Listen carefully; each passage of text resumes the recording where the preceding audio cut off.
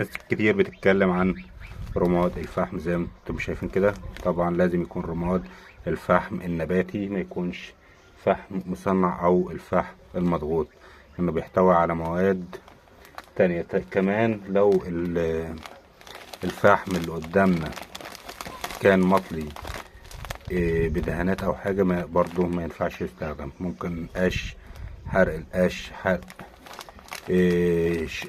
ورق الشجر او اغصان الشجر، وناخد منه التراب. وطبعا منكترش منه، هو غني بسماد البوتاسيوم والفسفور. كمان ما نكترش منه، عشان لو كترنا منه هيخلي التربة بتاعتنا كروية. بنستخدمه لسماد الكمبوست زي ما انتم شايفين كده.